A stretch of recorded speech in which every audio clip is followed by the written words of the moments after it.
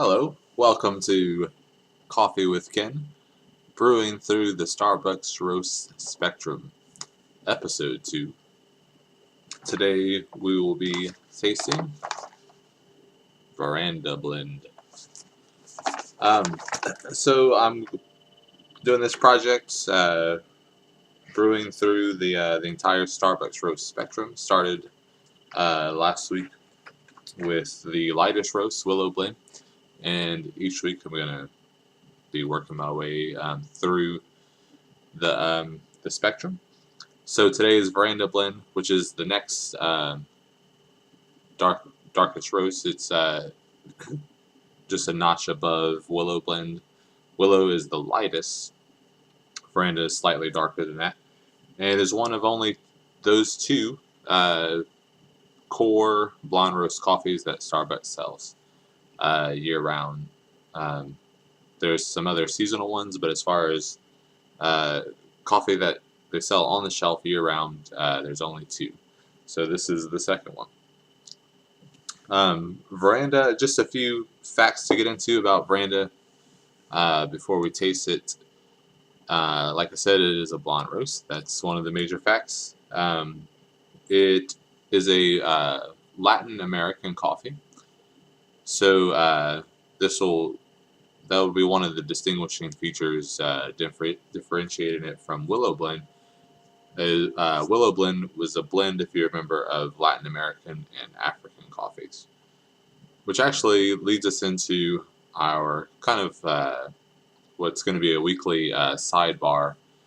Um, so, just a general side notes about coffee that I would like to talk about on the way, in addition to the specific coffees that we're tasting each week. So today's sidebar has to do with the regions. Um, Now, most of the coffee in the world, especially when you're talking about coffee that is cultivated for commercial use to sell on a mass level, is grown between the two tropics. So no higher north nor south than the two tropics surrounding the equator. And that's considered kind of the coffee growing belt. Most coffees come from that range above and below the equator at all kinds of places around the globe. And they're also only grown at typically fairly high altitudes and in soil that is volcanic. So in regions that have experienced volcanic activity and the soil is enriched, has been enriched by that activity, and that's an ideal environment for coffee trees to grow in.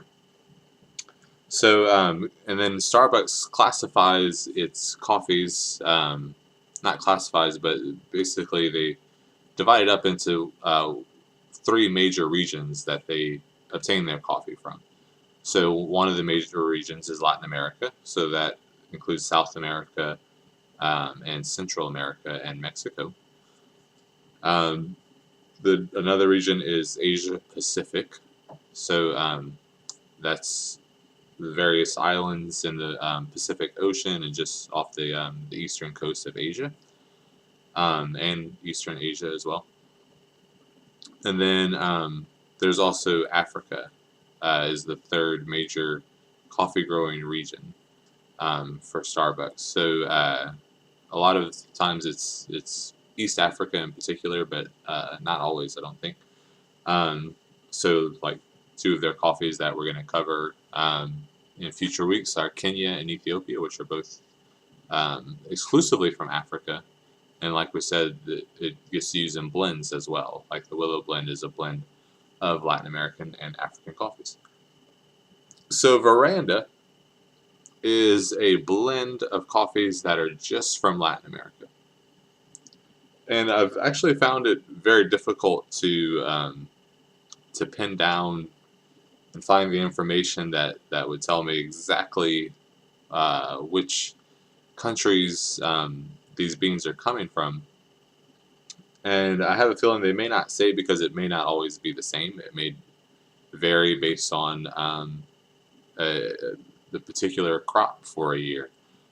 So maybe one year Guatemala has a better crop of coffee than Honduras or Mexico. And so the exact amount of coffees that they're getting from those different countries and different farms may vary from year to year, I suspect.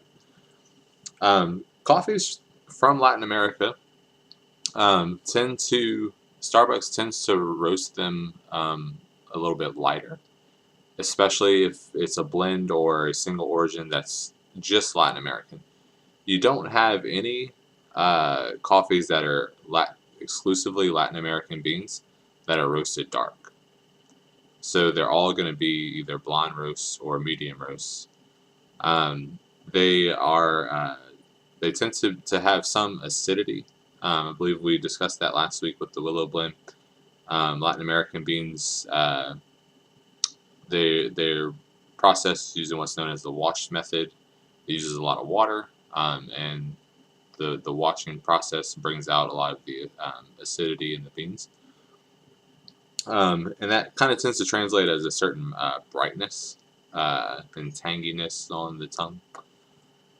Um, and Latin American beans, they tend to have notes of cocoa and nuts as the two flavored descriptors that are most frequently, I find, associated with Latin American coffees.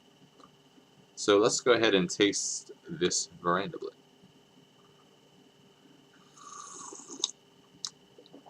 I trust that you have your own mug of Veranda blend at home and you're trying it with me.